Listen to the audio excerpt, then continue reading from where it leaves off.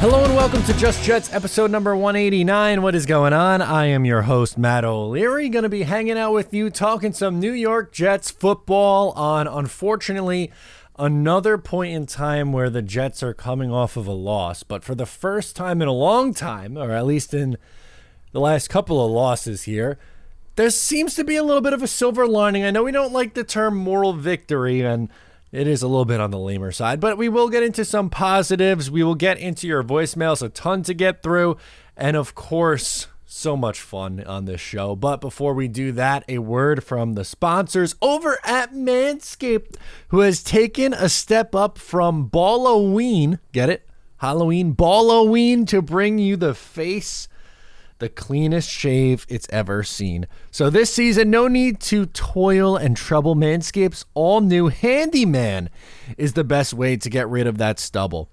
Featuring a compact design and next-gen skin-safe technology, the Handyman was designed to give you that smooth finish without the mess of a traditional shave. I got mine. I cannot wait to try it out. It's in the box. I got to open it up.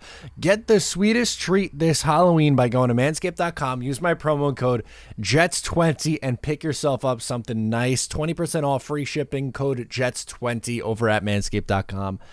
Use the Handyman. And supposedly things on the rise. Are we getting new stuff from Manscaped? More on that later. But let's hop into the episode for today. All right, let's hop into it. I'm excited to get into the Jets versus the Chiefs matchup. As excited as you can be in a loss, right? Like a 23-20 game. Really tough, frustrating that it came down to some questionable calls at the end. There was no doubt a slow start, which is not ideal. In a perfect world, you're able to, not necessarily start that slow. But after the first quarter, they clamped it down. 6 points allowed after the first quarter. Outscored Kansas City 20-6 after that first quarter and just got themselves back into the game. Unfortunately, did not get another possession. I was hoping that they would get another shot because for a weird time, which is going to be the big story from the Chiefs reaction point of this episode, we'll do Chiefs reaction, my thoughts on Denver coming up, and then your voicemail reactions. But Zach Wilson played the best game of his life. I know you've probably heard it all by now about, the takeaways from Zach Wilson, and there's still work to be done. This is not Zach Wilson is fixed. Everything is fine, but you got to give credit when credit is due. And Zach Wilson played, without exaggeration, no hyperbole, his best game as a New York Jet. Does that mean he is fixed going forward and we can write him in for 245, 2 touchdowns, no picks every week? No, unfortunately not. I wish we could, but we got to talk about just what made him so effective. And he goes out there, throws 39 times, completes 28% of his passes, a career high, 71.8 completion percentage, 245 yards, 2 touchdowns, a 105.2 rating. Stellar performance, man. That drive coming out to start the third quarter, precision throw after throw, the back shoulder throw to Jeremy Ruckert, the absolute dot to Allen Lazard in the end zone, the scramble on the 2-point conversion and dive to get into the end zone. That was gutsy stuff. And it's a shame that it came down to, he drops a snap, Kansas City recovers, they kick a field goal, and they don't get a chance with the ball again after that, unfortunately. After I would have liked to see, the Jets defense, the 7.5-minute drive. Robert Saleh talks about he's in the post game and earlier in the week how he's never been a part of a game like that before, and he's right. That was a very bizarre ending to that game. Really sucks, and it was really frustrating that that's the way that it ended. And sitting here at 1-3, you'd obviously like to have a better record than that. But if you told me that the Jets were going to lose a game by 3 points, I would have thought, all right, this was a 13-10 game. It was a clunker. They did nothing on offense. Defense stepped up, though. And, it's just they're going to make a change at quarterback. But, again, with his back against the wall in a time where, myself and many others were saying it's time. They gotta make a quarterback change. They can't continue to get this production from the quarterback spot. He goes out and gives his best performance against a really good really good Kansas City Chiefs defense.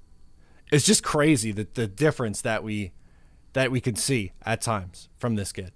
Like the game before against New England, just absolutely putrid showing. Really, really bad. After he gave you a little bit of hope from his performance against Dallas before the interception show in the fourth quarter. He gave you 3 pretty good quarters. Fourth quarter was just like, Madden, I'm going to chuck it up, and that's, whatever happens. Threw a bunch of picks in the fourth quarter. Did not play well at all against New England, and then plays the game of his life. He was confident, he was efficient, and he was decisive. And it was also the best Nathaniel Hackett game. It's, there was a lot of positives to take. Whether, again, Zach Wilson, the biggest one, though, because if he can give you that every single week, then the Jets are going to be in a good spot. Robert Saleh said they're going to win a lot of games if Zach plays like that every week. Absolutely. That is 100% the truth. The unfortunate thing right now, and the reason why I'm trying to stay very measured with my response to Zach Wilson's performance, is because the consistency has always been a big issue with Zach. They haven't been those consistent moments, and things don't necessarily translate from game to game. So you have to now. It was great. Go out, great performance. Go out and do it again against Denver. And for Nathaniel Hackett, same thing. I loved how aggressive they were on first down. They came out and they threw the ball. I counted 27 first downs for the New York Jets, and on 16 of the 27 they threw on first down. That's a huge difference. They were so predictable. It was a run, pass, punt, run, pass, punt, run, pass, punt. And they were playing afraid of Zach Wilson. They opened it up, and to Zach's credit, he answered the call. I'm really happy for him. I really am. But, again, from this game and just from this other takeaway from this game, there's a few other things that I would have liked to see gone different. You have to give Breece Hall the ball more. 6 carries is not enough. He popped off that one really long run, but Dalvin Cook's 5 carries. He cannot be getting 5 carries a week. He should not be getting any carries a week anymore. I'm sorry. He tried to be as patient as humanly possible. Waited. It's been 4 weeks of this. He's averaging 2.5 yards a carry. His efficiency rating is unbearably low. It seems like anytime he's in there, something bad happens. There's just weird vibes and bad juju right now with Dalvin Cook. More Breece Hall. Give some reps to Michael Carter. I know Michael Carter had a bad drop. There's no denying it. On third down, Michael Carter dropped the pass, which would have extended a drive, and the Jets could have got 3. That's frustrating. That's another reason why the Jets lost this game. Missed opportunities. Tyler Conklin drops a pass in the end zone. Zach Wilson misses Garrett Wilson for what could have been a touchdown pass. There were, it's not just the referees. And while I'm upset with the refs, I'm not the let's blame the refs guy. I think more often than not, it's really lazy to do that. But the inconsistencies with letting things go, like letting the Jermaine Johnson play go, and then calling a ticky-tack foul on Sauce Gardner after that. It's bad when if you watched my coverage on Sunday, I was watching the games with my buddies that day, and producer Tyler, who was on the show a few weeks ago previewing the Jets-Patriots game, he's a Patriots fan, and he is screaming at the TV saying, "How are you calling that in that spot?" And we see Patriots Twitter accounts, fan accounts on Twitter being like, "Oh my God, that's ridiculous." I saw a Miami Dolphins fan account being like, "How is this not a hold on Jermaine Johnson?" So if your own divisional opponents, pretty much anyone outside of the Kansas City Chiefs fans, have been pretty much on the side of the Jets got hosed at the end. And it felt that way. And I'm not saying the Jets absolutely would have won that game. They definitely would have won that game. But I would have loved to see Zach Wilson get another shot. I would have loved to see him get another shot after that. And we were robbed of it. It felt like we were robbed of seeing that opportunity, which that really gets me down. But it's time to make, you know what? I'd go even as far as saying make Dalvin Cook inactive and activate Izzy Abanikanda. His speed, what we saw in the preseason, he has a hell of a lot more juice left in the tank than Dalvin Cook. I get it. They wanted a veteran presence. They wanted someone who could, help ease the workload for Breece Hall as he's, working his way back. He can't. He is not an effective running back in the NFL anymore. I'm sorry. There were some signs of that last year. There were some underlying numbers that were pointing that direction. Nobody wanted to hear it. And this is the unfortunate reality. He can't play anymore. So you gotta make the pivot. You gotta give Michael Carter some more of those reps and Izzy some of those reps. And like it's time to take the training wheels off Breece Hall a little bit more. He's got to be double-digit carries every week. I'm not saying 20 carries a game. I'm not gonna run him 300 times this year. But is it too much to ask for 12 Breece Hall carries and maybe a couple catches? Like we should not be designing or scripting screens for Dalvin Cook. I think that's frustrating. But again, more on the positive side with Nathaniel Hackett. Jeremy Ruckert involved as a blocker, has a huge catch on the back shoulder throw.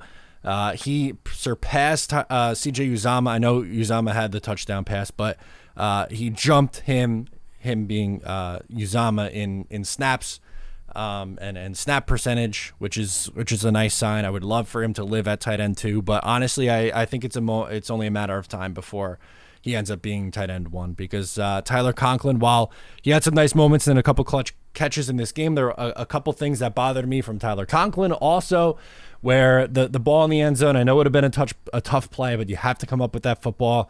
And on the long Breece Hall run, I don't know if you saw, Tyler Conklin kind of tripped over himself, and that's who ended up tackling Breece Hall. So I think Jeremy Ruckert may end up being tight end 1 on this roster before the season's all said and done. He's jumping up to tight end 2 now. So it should have been done in week 1. It's 4 weeks into the year. Give it another 4 or 5 weeks, and Jeremy Ruckert should be pushing Tyler Conklin for tight end 1. On the defensive side of the ball, the pressure was back. Bryce Huff played the most amount of snaps that he's played in a game since the start of 2022 and was spectacular. 7 pressures on the quarterback. They even had, he drew a safety in the end zone, or a face mask in the end zone rather, that was called a safety. They turned over Patrick Mahomes twice. He threw 2 picks. It should have been 3 picks for Patrick Mahomes. I understand they dug themselves a hole in this game, and you would like for that to calm down. The long Isaiah Pacheco run for a touchdown, Jamian Sherwood was tripped on that play. Again, hate being that guy, but that's a part of it. And if you are holding an elite quarterback like Patrick Mahomes to 23 points in a game, could they have been better? Yes, absolutely. The Jets defense could have been better in that game, because the first quarter they did not start great, but overall as a complete unit, they settled down and ended up doing fine. 23 points to Patrick Mahomes. You take that, 2 turnovers from Patrick Mahomes. You've now created 6 turnovers against Josh Allen and Patrick Mahomes in those 2 games. That's a good sign. I like how they clamped down after that bad first quarter. And Robert Saleh, though, he won't get credit for that. This team really turned it around. In the second half, they looked much better. We gotta give Robert Saleh some credit there on that one. If you want to get on him for the 4th and 1, attempting a 50-plus yard field goal, that's fair. I think Robert Saleh should have went for it on 4th and 1 in that spot. Run the freaking tush push. You have an athletic quarterback. You have, a good interior offensive line now that Joe Tippmann's in there as well, who he was stellar in now 2 games. I believe it's 84 pass blocking snaps he's played. Hasn't allowed a pressure yet. He's been fantastic. And that's absolutely a positive in this one. But at the end of the day, they didn't have enough. It was a mix of things, whether missed opportunities, some questionable calls at the end, and a slow start really dug them in. But hanging tough with the Kansas City Chiefs in a game where no one really gave them a shot. I hate the term moral victory, but there are positives to take out of that. There flat out is. I'm going to choose to take more of the positives out of it. I was frustrated in the moment. I was upset. If you watch the post-game live stream, I was not happy. But, as the week's gone on here, I'm amped up, which gets us to this game and coming up against the Denver Broncos. I want them to beat the absolute bricks off of this Denver Broncos team. They made it personal with the comments on Nathaniel Hackett and the comments on the Jets being on Hard Knocks. And, Sean Payton, I don't know why, but he went out of his way to make things personal in this game against the New York Jets. And that defense is a historically bad defense. They don't just stink. That defense is historically bad. Through their first 4 games, they have the worst defensive DVOA since that became a stat. Since they began looking at DVOA, You're going back like 40 years. This is the worst start. And granted, sure, they had a 70 burger dropped on them, so that obviously does not help. But they've allowed 17-35 to Sam Howell and the Commanders, 70 and 28 points to Justin Fields and the Bears. They barely beat the Chicago Bears. The Bears look like the worst team in the NFL, the second worst team in the NFL. I know they have a win and the Panthers don't, so technically the Panthers are the second worst team in the NFL, but I don't know. The Denver Broncos might give them a run for their money because they're flat out garbage, especially on the defensive side of the ball. Here's the passer ratings they've allowed in each one of those games. So in the first game, they lost 17-16, so it was a tight game, and it's not like the Raiders put up a ton of points, but let's be fair, like that. One, Josh McDaniels is doing a horrible job in Las Vegas with that team. And number two, that's not their skill set. They are not an offensive juggernaut, and they're going to score bucket loads of points. But Jimmy G had a 107.9 passer rating in that game. How about Sam Howell going for 35 points on the road in Denver and a 108.8 passer rating against? All right. Tua. The Dolphins hang 70 on them. They end up going to Mike White, who had a perfect passer rating. But Tua, after what? How long did he play? 3 quarters? 155.8 passer rating. And the best and most confident one that we should all have, or we should look at, is what Justin Fields did against this Broncos defense. He went for 4 touchdowns and a 132.7 passer rating. Now, unfortunately for the Bears, Justin Fields threw an interception in a brutal spot to pretty much ice the game, and he had the ball stripped from him. So, like, he believe me, Justin Fields made his mistakes in this game and was a big part of the reason why they lost and a big part of the comeback. As bad of a coach as Eberflus is, and I know more of the blame deserves to be on Eberflus, but Fields did play a factor in the Broncos comeback. But for a quarterback who struggles to throw the football, right? Like Justin Fields, whatever you thought about him coming out, he's had some dynamic moments in the NFL, but most of his dynamic moments have come with his legs. He's struggled as a passer, but he completed 80% of his passes for 335 yards and 4 touchdowns, which is, again, a career game for him through the air. Has he had great moments with his legs? Yes, but one of the biggest things, and through the first 3 games of the year, he had 1 touchdown and a pick in the first game against the Packers, 1 touchdown, 2 picks in the game against the Bucks. Against the Chiefs, 99 passing yards, 1 touchdown and a pick, 58.7 rating, 61.1 rating, 78.2 rating. How about 4 touchdowns, 335, an 80% completion percentage, and a 132.7 rating. So that I wanted to give it the full context of just how bad this Denver Broncos team is on the defensive side of the ball. There is zero reason for Zach Wilson and Nathaniel Hackett to struggle in this game. I want to see a replica performance from the offensive side of the ball, from a play calling perspective, outside of maybe, just giving Breece Hall some more carries, please. And Zach Wilson, balling out. I want to see at least, all 4 of these games, they've allowed a passer rating over 100. Give me another one. Zach Wilson had 245, 2 touchdowns, no picks, a 105.2 rating. I would love for something like that to happen again. And let's even go a little bit more on the conservative side. 66.7% completion, over 200 yards, 2 touchdowns, no turnovers, over 100 rating. That would be enough. But I don't want just enough. I take that step. Go for 303 touchdowns. Just go off. Bully them. This defense, they woke up in the second quarter and beyond against the Kansas City Chiefs. And let's be honest, while Russell Wilson has looked a little bit better offensively, and the Denver Broncos as a unit with Sean Payton have looked a little bit better offensively, this defense should play with their ears pinned back, get after the quarterback, bring some pressure, create turnovers, and on the offensive side of the ball, you have to punish this Denver Broncos team. Again, they made it personal. They went out of their way to make it personal. Have some backbone, have some spine. You cannot lose to this team.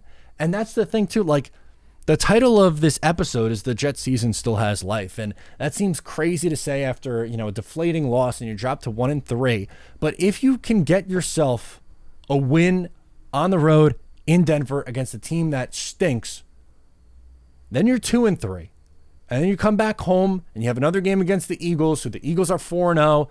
They haven't looked themselves yet. And I'm not saying that I don't think the Jets are beating the Eagles. They haven't beaten them once ever in their existence, which is just, that's a bizarre one. I would love for that streak to end. I don't see it. But even if you could just get to your bye week at 2-4, the schedule outside of the bye gives you an opportunity to get back into your season. Out of the bye, you have the New York Giants, who just got embarrassed by the Seahawks. That offensive line, and who knows what it looks like in a few weeks, right? And on October 29th, that offensive line, that Andrew Thomas could be back by then. But still, that line, outside of they played half a game against the lowly Arizona Cardinals. They stunk up the joint against Seattle on Monday Night Football. They stunk against Dallas. And they didn't play that well against the 49ers. They hung around a little bit against San Francisco, but that game wasn't really as close as what it was for a while there. That find a way, beat the Giants. Even if it's not a great Zach Wilson performance in that game or whoever is quarterbacking, like whatever, but out the window. Beat the Giants. The Chargers, are they good offensively? Yeah, Justin Herbert's amazing. He's unbelievable. Defense stinks. Put him in the same category as this Denver Broncos team. The Chargers, and they have Brandon Staley is an awful coach. He was hired at the same time as Robert Saleh. And I remember everyone's talking about, Brandon Staley, this and that. He stinks. He is a flat out moron. I don't understand how he got all this love and Robert Saleh was listed as one of the bottom guys in that coaching cycle. And then you have the Raiders after that. Another team who just looks absolutely horrific. Back-to-back primetime games. Monday Night Football against the Chargers, Sunday Night Football against the Raiders. Obviously, the Eagles game is going to be tough. But in your next 5 games, can you go 4-1 and get yourself to 5-4? If you're at 5-4 with 8 games to go, you're hanging around. And you got divisional games left. You still have 4 divisional games after that. Going on the road to Buffalo is going to be tough. I know they beat the Bills at home, even with Rodgers in the fold. I predicted, split with the Bills. That's my goal. Want to split with the Dolphins, and you got to freaking finally beat New England up there, which is really easier said than done. But you have Atlanta, Washington's on your schedule, Houston's on your schedule. Though I love me some C.J. Stroud. I am in on C.J. Stroud there. But this is not over, and that's why this next game is so important. And I just want them to build off of this effort that they showed against Kansas City. I know they didn't win the game, but they showed some fight. And go out there and beat the crap out of the Denver Broncos. How about that? Let's get to your voicemails now. We will start things off with Devin calling in. He is our first caller on the program. We have a bunch of calls to get through, so forgive me for a moment, but we're going to go to Devin in North Carolina to get us started first. Let's do it. Hey, Matt, it's Devin calling from North Carolina. Just calling in after the game. And what's up, man? Calling because I just want to get your take on the whole penalty situation. My take is on it that historically you kind of have to be a good team to get those benefit of the doubt calls in your favor, and we're just not that team. We're a laughingstock, and it's going to be hard to win those games. And until we start winning those close games, we're not going to get the benefit of the doubt like someone like Patrick Mahomes does. And I mean, the call on Sauce was definitely a hold, but at the end of the day, they're the Chiefs, so they'll get those close calls. We're not going to get those close calls till we start winning. It's a shame. 1-3, no more victories, but we got to pull these games out. We can't have dropped interceptions. We can't have dropped snaps. Things got to change. You're right about the dropped snaps and the dropped intercept and things like that and doing little things right. You absolutely have to improve. But my biggest thing with the referees, not only in this game but all year long, is the consistency. You can't let some things go and then in a huge spot be like, nope, this is where I'm going to insert myself. This is where the flag is. It's the inconsistencies, which is really, really the big one. And The Jets don't get the benefit of any call. You have to. Green Bean had it on his show. Forgive me. It's going. I forget how many games it is. I believe it's over 20 now, though. But the Jets haven't had a roughing the passer call in forever. There are so many examples of this, and I'm not saying like the NFL didn't fix the game. I'm not a maniac. I'm not gonna say the fix was in because because Taylor Swift was there and Travis Kelce. The fix wasn't in, but like it's just that.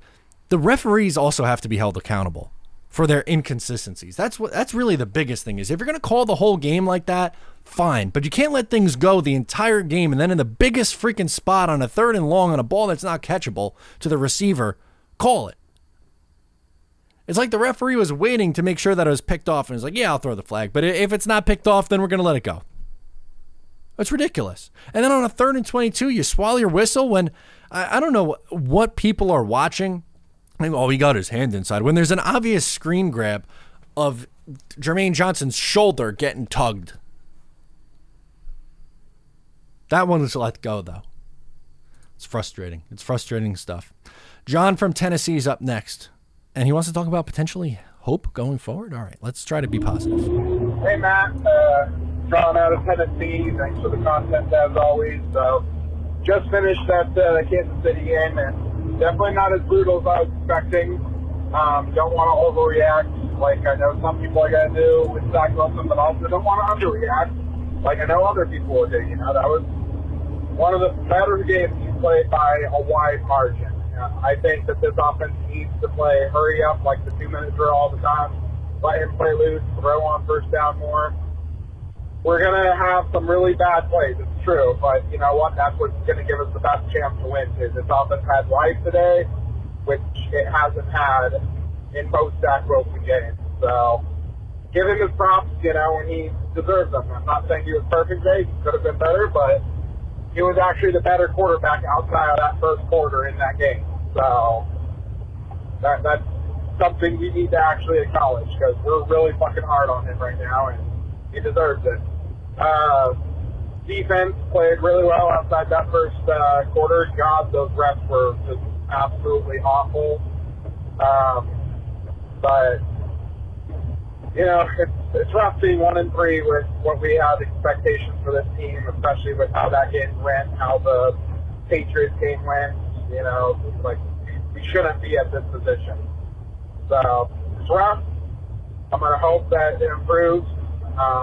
I'm not at the suck for Caleb Williams stage quite yet. No, you can't. But I have hope after that game, at least that our offense is going to be anemic going forward. Let's see. And, go Jets. Yeah, I appreciate you calling in, and you're 100% right. It can't be tank for Caleb time. No, this team has to win freaking games, and their season's not dead yet. We get to 1-9.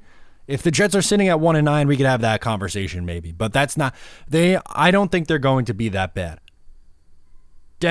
As I said, Denver stinks. The Bears stink. There's too many other teams. Carolina stinks. They're not going to be able to get up that high.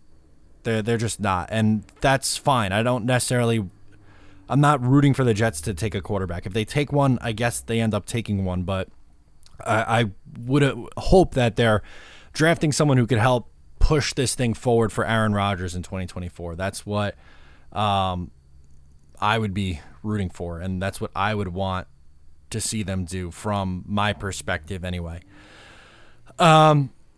And you're right, like with Zach, I think this is really the point that I want to harp on with Zach is I don't think anyone who was hard on Zach this past week had every single right to be. They're 24 starts. This was Zach's 25th start against the Kansas City Chiefs. If you're looking at his career, there's probably 5 very good games, and this is in one of those 5. There's a few like pretty okay, like game manager okay games. The Buffalo last year against Miami last year stand out there. But top games, this one against Tennessee his rookie year, against Tampa Bay his rookie year.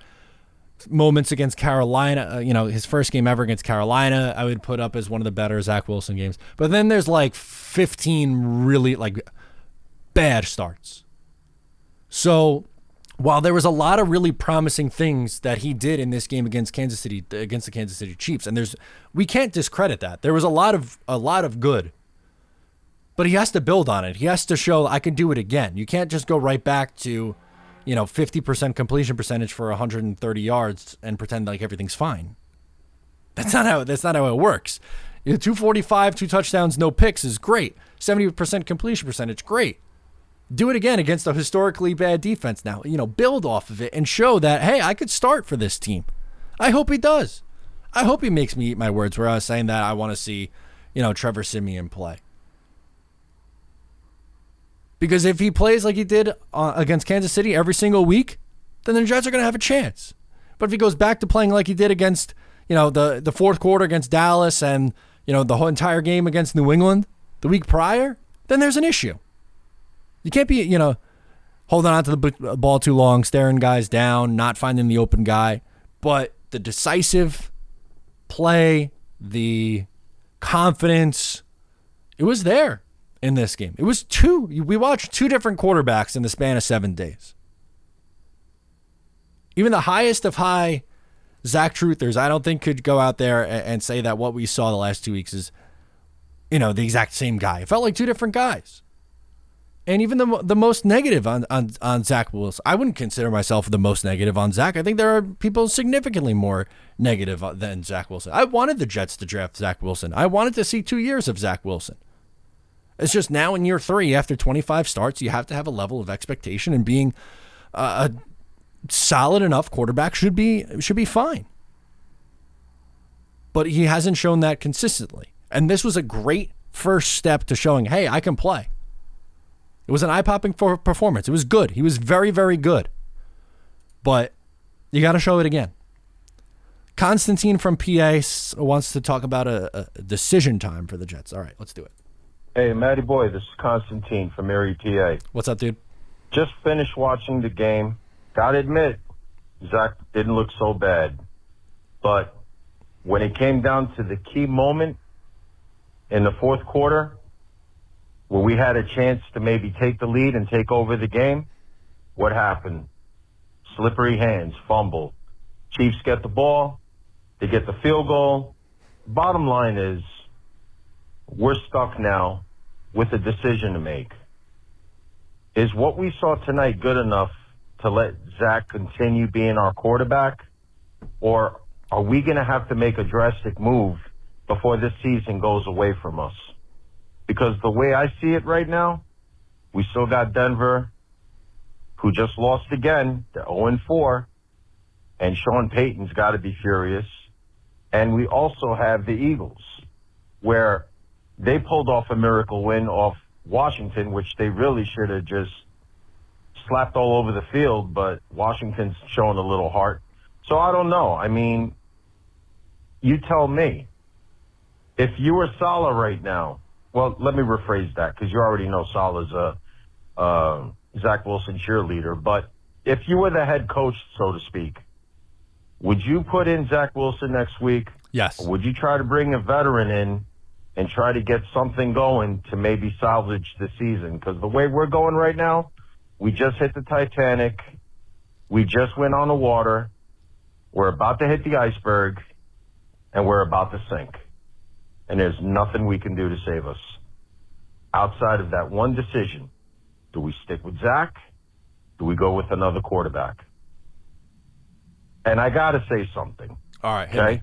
And please excuse my French. Oh, boy. Fuck Taylor Swift. And fuck the Swifties. And most of all, a team I used to kind of like and respect a bit, fuck the Chiefs. They're a bunch of showboating assholes. They're not going to win another Super Bowl. They're going to get their asses kicked by plenty of the teams that are left on their schedule. So whoever's betting out there, the way Mahomes screwed you guys, screw him back 10 times over the next, 3 or 4 weeks, because they showed a lot of weakness tonight. A better quarterback would have beaten them. If Rodgers was in the game, we would have never have lost that game. I am 100% convinced of that. But once again, Jay, Jets. Jets, Jets, Jets. Let's go. See, now I would say that Constantine is a little too down on Zach. And I know he's not a Zach guy, and that's fine. And I'm not saying, oh my God, I'm all the way back in on Zach. The drop ball was bad, but that can't be my main focus and my main takeaway from that game. If Aaron Rodgers is in the game, do they win? I don't know if they do. Maybe they do. But Zach, again, 245, 2 touchdowns, a 70% completion. I don't know. You could absolutely say he should have beat the New England Patriots. They should be 2-2 right now instead of 1-3. I'll give you that, absolutely. But I don't know. I think that's a little bit on the harsher side, and I get it. Not everyone's going to be all the way back bought in, and I'm not all the way back on it. Obviously, I think we have to temper our expectations. Say, okay, that was good. Show it again, kind of thing. Like I said at the top. But as far as the second point, the Taylor Swift stuff is a little bit. It's getting a little overblown. They showed her on the screen a million times. I didn't like the thing that bothered me more. So, like Woody Johnson posting the picture after the game. Like, oh, read the room, man. You don't need to be posting the picture of, we met Taylor. We're Swifties. They're there rooting for Kansas City. What are you doing, man? I get it. Taylor Swift has a lot of pull. I get it, but I don't know. I don't think the Chiefs are that hateable of a team. Mahomes getting up and doing the arm thing, okay, but I don't know. Constantine was a little cranky today. Constantine, I love you. I appreciate you calling in. I think you're a little cranky today. Let's go to Nick calling in from Georgia. Zach, good. Dalvin, not so much. Matt, Nick from North Georgia. It's my second time calling in, but it's been a while. And let me tell you, this call could not be more deserved on both ends of the spectrum, good and the bad. Zach, outside of the fumble, hell of a game. You got to love what he did. I mean, Hackett also getting Ruckert, Gibson involved in the game. O-line, a little shaky, but you know what? They did their job. Zach was getting the ball out. Offense looked pretty good. Except for Dalvin Cook. I cannot stand watching this guy piss away opportunities that should be going to other players on this team. Breece Hall should get more carries. Michael Carter, despite dropping the ball today, should get more carries. I mean, he only had one run in the game. It was for 9 yards. And then, I'd rather see Izzy out there getting some touches. He looked electric in preseason. Dalvin Cook is a waste. And I don't think it's an overreaction to say that after 4 weeks of mediocre running back play from him. I really don't know where else to go with it at this point. Would love to hear your thoughts on it. I like what I'm seeing from the team. 1-3 isn't terrible. Got to beat the Broncos coming up, but I'm optimistic, and go Jets. Yeah, I didn't really want Dalvin Cook on the Jets. I made that clear, but when he was signed, I tried to rationalize it from the Jets' perspective and say, all right, they want a veteran presence. They want someone who could split carries with Breece early on in the year, but Dalvin's hurt in training camp. He doesn't really play a whole lot, and then doesn't play in the preseason, and it looks like he's lost 2 steps and is running in cement a little bit. 2.5 yards a carry is not cutting it. Michael Carter and Izzy Abanikanda have showed significantly more juice. Play them. Dalvin's done. I'm sorry. Make him inactive. I don't care what these guys make. Doesn't matter. I want to see the guys who are going to give him the best chance to win. And that goes for someone that I like on the defensive side of the ball, Carl Lawson. I think Carl Lawson, he does not look healthy. Either put him on the IR, make him inactive, whatever you have to do. But you are getting nothing out of Carl Lawson right now, and you're getting nothing out of Dalvin Cook. Play the younger guys with more speed in both those spots. You're right. And Zach did look good. Getting Gibson involved was good. Getting Jeremy Ruckert involved was good. We've been talking. The fans have been on this show. We've been yelling about this all week, for weeks now, rather.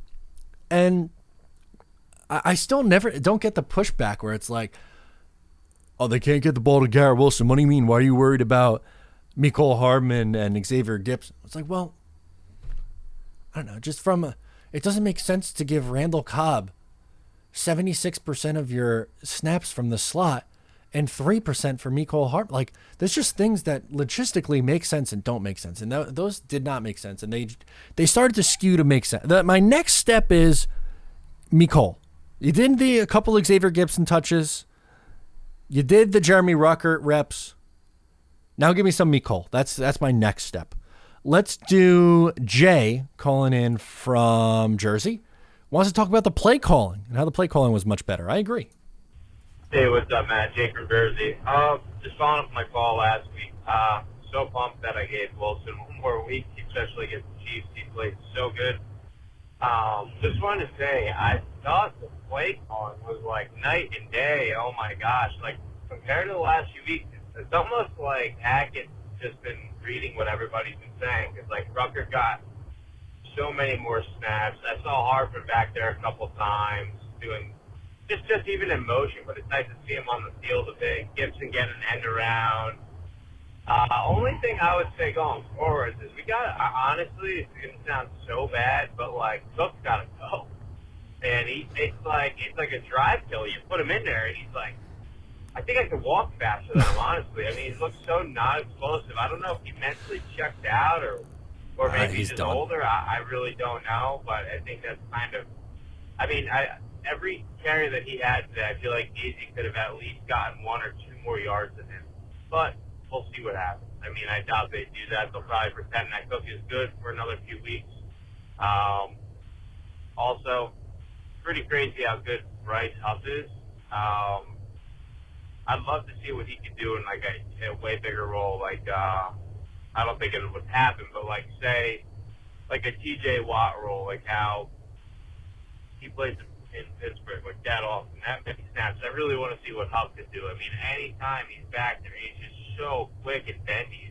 It's insane. But anyway, I think we should have won that game. That holding call was absolutely ridiculous, but NFL's golden child, Mahomes, so what are you going to do? But the Broncos, hopefully we can win that one.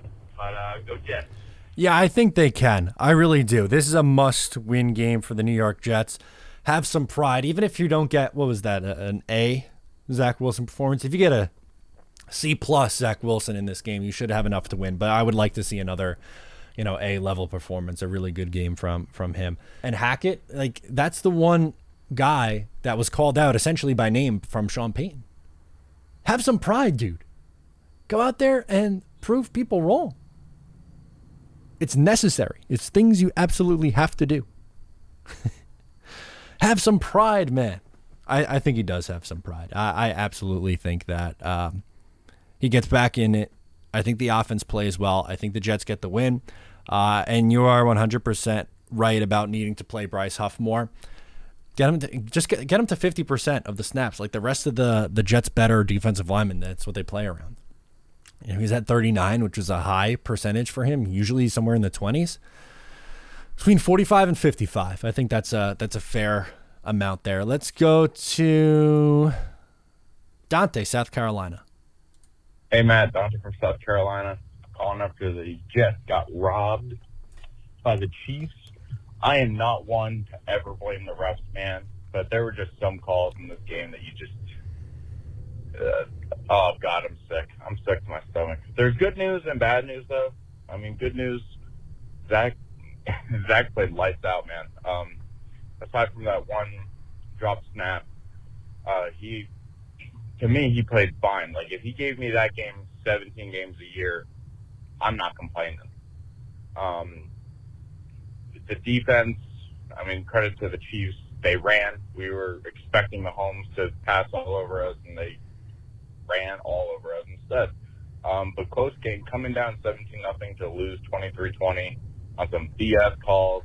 I mean, unfortunately, we'll have to take it. Do you want to give a shout-out to somebody who did use Just Jets, the code for Manscaped? My man. Patrick Mahomes must have, because other than that, if he didn't, Chris Collinsworth would have been picking his hair out of his teeth the whole game. No idea how that guy commentates with Mahomes all the way in his mouth, but that's fine. I'm so tired of listening to Chris Collinsworth commentate games, And if I see Taylor Swift's face one more time, I'm going to lose my mind. Not even speaking as a Jets fan, just speaking as a football fan. I can't handle it. And if the Chiefs go to the Super Bowl, I cannot watch it because she's going to be all over the damn screen, and I can't do it. I can't do it. Go Jets. We got robbed. We're 2-2 in my head. Hopefully Zach can stack on this. That'd be nice. Let's go. See, Matt, love the content. I thought that's not where I thought that was going. I thought Dante was gonna be like, listen, I used the Manscaped promo and it worked. And I'd be like, yes, like thank you, like that one that helps support the show and the sponsor. That's really that I do appreciate. Like that's even that stuff. If you guys, I like and a comment and a subscribe means a lot. But if you take that next step and use a promo code on something, I'm like, I really appreciate you. You're helping out, supporting the program. I thought that's where they was going. And he's like, no. Pat Mahomes used it because otherwise Chris Collinsworth would be picking hair out of his teeth. Let's go to Shane in Jersey. Good stuff. Mr. Matt O'Leary, how we doing? Shane from Jersey giving you a call. Good, man. Great game last night, man. I will take that. I will take that 1,000 times over, especially because of how the first 10 minutes went. I thought we were in for a terrible night, and I would be turning on my Xbox rather early, but it turned out to be a great game, and I loved how Zach just let it rip. Yeah. Saleh and the coaching staff did well to kind of, I think, free it up for Zach a bit and make some changes, but I really do want to kind of harp on him for something for the last drive. Saleh is who I'm talking about. The way Mahomes was just doing those runs, as an NFL coach, and now he's, his third year doing this with us, I'm really annoyed that he didn't throw a spy on him at all through the last drive. So it's right. He kept doing the runs. And that's like an easy job. I'm screaming at my TV. I assume many people were like, well, where's the spy? Something on him. And I just think that would have been a huge, huge adjustment that he could have made. And it's easy, I feel like. NFL coach, throw a spy. Defensive coach, also with that, throw a spy. But, I'm glad they let Zach sling it. They were throwing it more on first downs. And the easy stuff on first downs. The screens, the runs outside, and also listening up to literally Jeff's Twitter, I felt like all week, of putting Ruckert in and running to him. Wouldn't you know, it kind of worked out. It worked. So, maybe we know a few things, just people on Twitter. All in all, though, I'll take it. I'll take it from Zach. And, play games like that, you're going to beat, just about every team in the league that might not be the Chiefs. So that's all I got, man. Pretty good week. Let's hope we moving on into Denver. Be good, man. Take it easy. Bye-bye. I appreciate you, man. The one thing I do want to give Saleh some credit, and it kind of goes back to the ref thing, which is something that, again, I don't like being that guy. But the JJ hold on 3rd and 22 didn't play a part of it. And the Jets always struggle with running quarterbacks too. So, that's probably a fair criticism. And I would have liked Saleh to go for it on 4th and 1 in the first half. But I do think we have to also give Saleh credit for getting the team back in the game and having them play as competitive a game as they did against a team where they were close to double-digit underdogs. They were, the line opened at 9.5 points. No one gave them a shot, and they got punched in the mouth and they responded back. They didn't win the game. It would have been better if they won the game. And also, he did go after the refs, and he did get a foul when the game was over, a personal foul called against him, but. There are definitely little things that I would critique on Saleh's game, but I thought I'm going to give Saleh some credit on that one for how he got, the team back in the game. But all fair points there. Let's do Devin from Nevada. Devin was very upset with our guy Nate Hackett. Let's see if he walks it back this week. What's up, Matt? Devin from Nevada calling in here. What's up, man? Today it's all good vibes, bro. So, of course, we took the L to the Chiefs, which, I'm okay with, especially how things turned out, with all the Swifties in attendance and everybody just, dumping on Zach all week. I feel like he showed a lot of poise, a lot of maturity, and, I'm proud of the kid. I was watching yesterday during the pregame, and Rodney Harrison, he said, how Zach was missing wide open guys in 7-on-7. It's like, first of all, I didn't see it, but I'm sure that happens, here and there. It's just, of course, when it's Zach Wilson and he's, played as bad as he had before that, everybody's just going to kick him when he's down, which is like such a low-hanging fruit. And, as a media analyst, should definitely have more going on for you than having to, tear apart a 22, 23-year-old quarterback who's struggling. I think that Zach looked the best that I've ever seen him, to be honest. And I think that the three best games that I've seen from Zach in order is so last night. Then number two, I would say that Tampa Bay game. I think it was at like the end of like 2 years ago. But I thought he balled out that game. And then three would be the Titans game where he led us back in OT. Yeah, but last night was the best that we've ever seen Zach. And, there's a good reinsurance there too.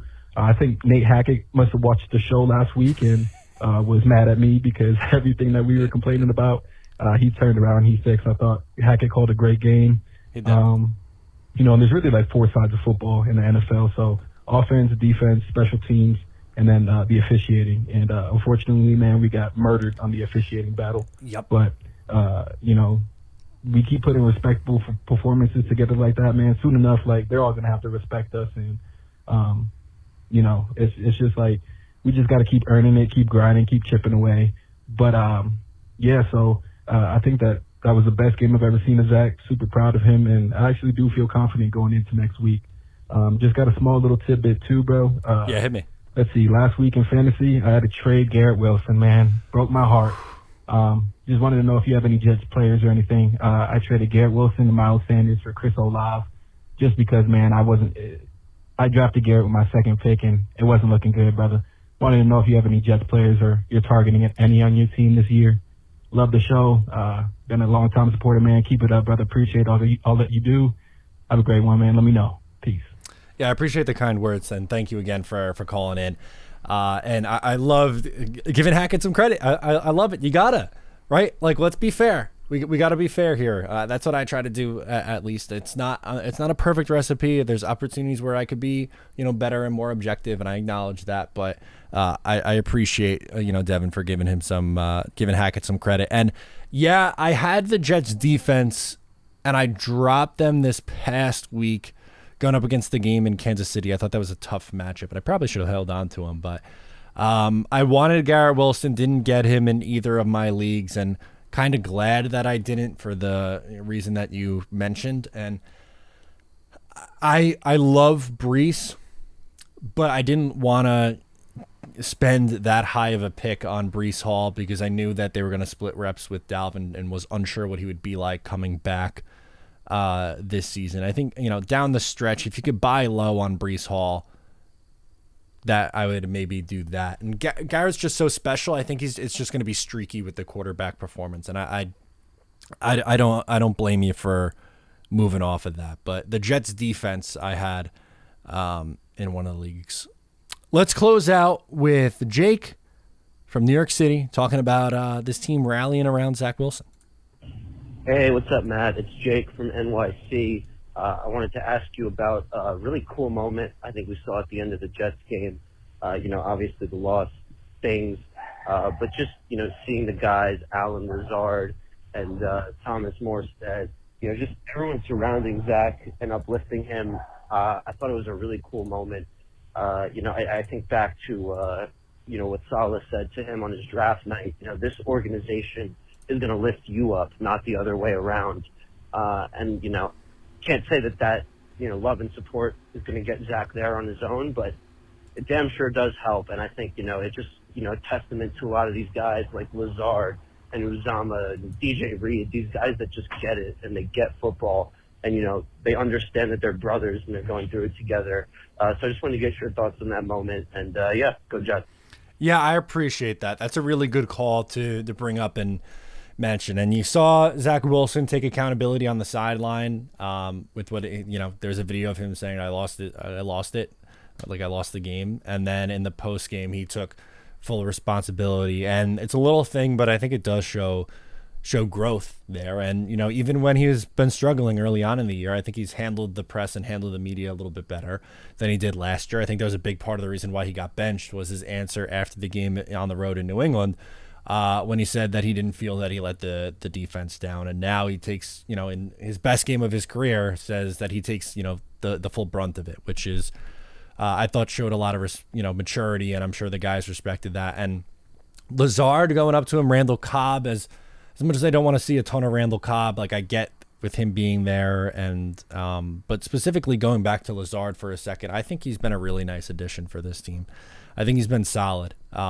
He's a really good leader, and that's not the first time we've seen something like that from him. And he's been pretty productive. He's pacing out for over 700 receiving yards as, you know, team's number 2 receiver on a right now a pretty poor passing offense. Maybe those numbers go up even a little bit more, but I would classify myself as an Allen Lazard fan. I think it was a good addition to this team. Is it a lot of money? Yeah, I mean, there's no denying it is, but I think there's some intangibles that he brings, and we got to give him some credit for that. So I appreciate all of you guys for checking in with us on the show. Please make sure to subscribe before you go. Leave a like if you're watching on YouTube. If you're listening to the audio version of this show, subscribe, leave a rating and a review. Really helps a lot. Share with a friend. Thank you so much for tuning in today. I'm Matt O'Leary, and I'll catch you next time.